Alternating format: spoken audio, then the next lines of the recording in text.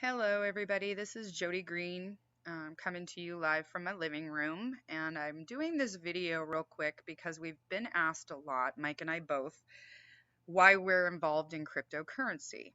And our original investigations into cryptocurrency were with our introduction to Bitcoin several years back. And I had reviewed Bitcoin, and unfortunately, while Bitcoin is a great concept, is extremely difficult to do for the average person. Bitcoin requires a lot of resources, both intellectual resources as well as financial resources. To do Bitcoin, you have to have a mining rigging system established, which essentially is numerous computer servers that have been programmed to run an algorithm on a nonstop 24-hour a day, 7-day a week basis, running 365 days a year. You have to power that, you have to program that, and you have to be able to upgrade and update as needed. So it's expensive, it's time consuming, and it requires a lot of computer intellect, which the average person probably doesn't have. So Bitcoin's great, but for everyday people like you and me, it can be a challenge. So we never moved forward with Bitcoin when we were initially introduced to it because it was so technical and complicated and expensive. So we didn't move forward. And now today, looking back at the incredible rise of Bitcoin from a few cents per coin all the way up to over $1,200 per coin, and then back down to the mid 250s to $300 per coin.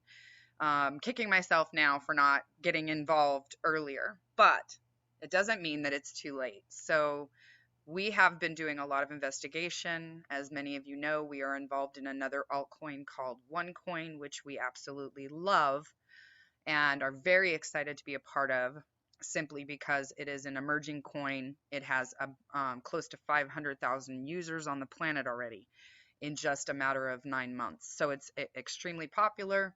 It's growing in popularity, and it does have an incentive for sharing so that you can create income outside of the actual coin value. It's a very exciting program. So if you want more information on that, I'll definitely happily share that with you.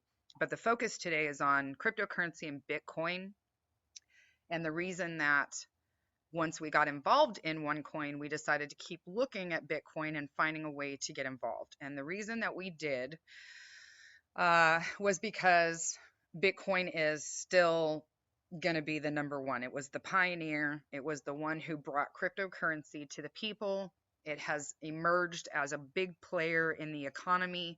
And as it gets more popular, I'm finding large firms and bigger corporations are looking at ways to adopt and utilize OneCoin or Bitcoin, any cryptocurrency, but Bitcoin's the big one right now because it's already got a lot of adopted users. It's already established a merchant base, and a lot of merchants are accepting Bitcoin, and it's going to grow in popularity. So the more that I do research, the more I look into this and the best ways to get involved in Bitcoin, we found BitClub Network, and we got involved in BitClub Network, which is a mining pool share that allows us to participate in a mining contract. So you don't have to have all the servers, you don't have to have the technological intellect required to get started. It's a simple purchase. You activate your share in mining, and every day you're creating passive income.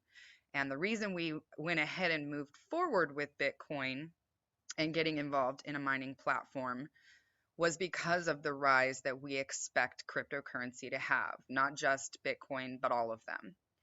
And in doing some research, I've been following a lot of the big players, Richard Branson and people of his stature, because they're the economic gurus. They are the financial powerhouses on the globe, and they see the value of cryptocurrency and what it will bring to the economy.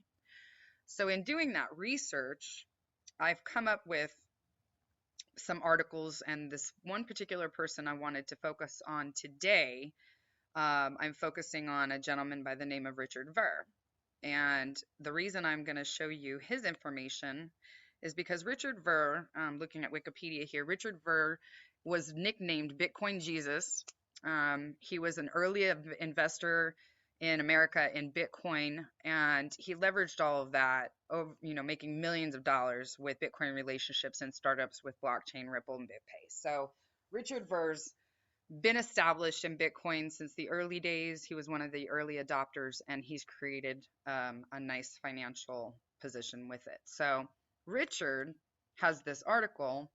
He was interviewed by Zapchain magazine, zapchain.com. You can go and sign up over there. It's actually a really great site. It gives a lot of information and resources on cryptocurrencies and Bitcoin. And there are a lot of very established users and gurus with Bitcoin, if you will, who you can go and ask questions and you can get information.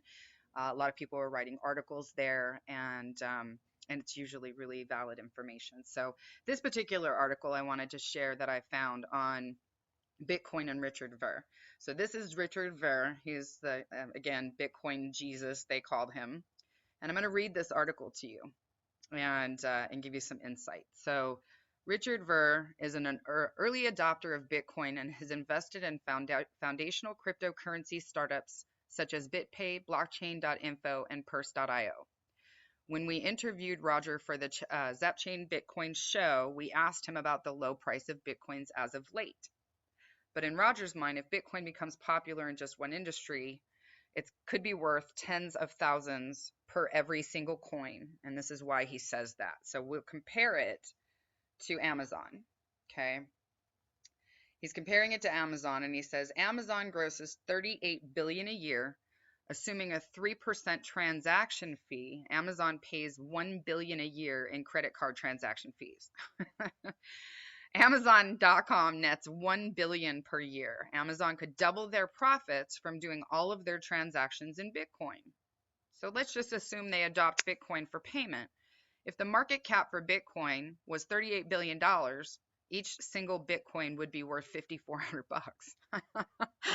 I mean, $1,200 is huge when it capped out, but to see this rise to $5,400 with just a single player in the economy adopting it, it's pretty big. And that's just in Amazon and shipping of product. Let's get into gambling. Okay, gambling is going to be another huge player, and the reason we're saying that is online gambling or online poker market is a 4.8 billion per year industry. Online gambling is going to follow poker. I mean, it's coming. The U.S. is pretty much limited or restricted online gambling due to regulations and things like that. But there are hundreds of countries outside of the U.S. who have already adopted and are using online gambling sites. So if online gambling follows poker, it's a 30 billion a year industry. So if the market cap for Bitcoin was 30 billion a year just with online gaming sites, each single Bitcoin would be worth $4,300. So just between Amazon.com and online gaming, we're looking at almost $10,000 a coin, guys. I mean, that's ridiculous. Gas stations. Let's talk about gas stations for a second. Credit card companies are charging gas stations a 2% transaction fee. By eliminating credit card transaction fees, gas station owners could double their profits. If the U.S. consumes 65 billion gallons a year of gasoline, just the U.S., that's $3.66 a gallon. That would be 234 billion going through the Bitcoin economy every year. That's just for the United States, guys. Think of the global economy and how much gas gets consumed. So if the market cap for Bitcoin was the 234 billion for the US gas consumption alone, each single Bitcoin would be worth $34,400. That's ridiculous, you guys. I don't know if you understand the depth of that, okay? International remittance. I don't know if you guys are aware of this, but there are probably 5 top countries in the world, on the globe, that are self-sustaining countries, meaning their economy, their GDP, their revenue sustains the country. And we're talking like the big players, US, Canada, Russia, and some European nations. Everyone else on the planet is surviving on remittance. And by remittance, I mean the people who are coming to those big countries and working and making a good wage are sending money home, okay? So people coming in from Mexico, people coming in from Philippines, people coming in from China, from Japan, from the Middle Eastern countries. I personally used to work with a lot of doctors who came in internationally from Thailand, from China, from Japan, from Pakistan, India. We worked with a lot of Middle Eastern countries and even German and Russian doctors. They would come into our US programs, make a wage as a resident physician in training, and they would send money home. And when the US workers or these Russian workers or the Canadian workers are sending money back to their homeland countries, they're getting dinged really, really hard by those transaction fees. So, for instance, in the US or in 2007, worldwide remittances equaled $300 billion. Western Union fees for the remittance can run anywhere from 4 to 20%, and that's not the max. I've seen transactions upwards of 30%. So if the market cap for Bitcoin was 300 billion, each single Bitcoin would be worth $42,000. And the important thing to remember here in all of this, guys, it's not going to be just gambling. It's not going to be just Amazon. It's not going to be just gasoline stations or oil companies. It's not going to just be remittances back to home from people working in these sustaining countries. If it's any one of them, it's going to be all of them.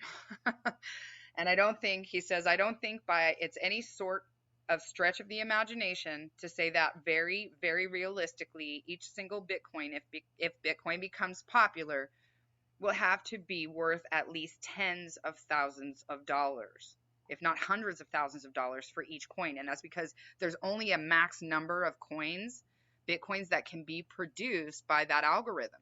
Okay, there's a cap that's created. There's a finite number of coins in any altcoin out there. The algorithm can only produce a certain number of coins. So you have a cap. It can't be forged. It can't be counterfeited. It can't be replicated. It can't be altered. So every coin holds the value based on the market cap. Okay, so this is where it becomes really important. When this particular article was run, I want to say it was in February of 2015. And right around that time, the dollar amount for a single Bitcoin at this time was $260 for each single Bitcoin. It seems incredibly cheap compared to what it can be.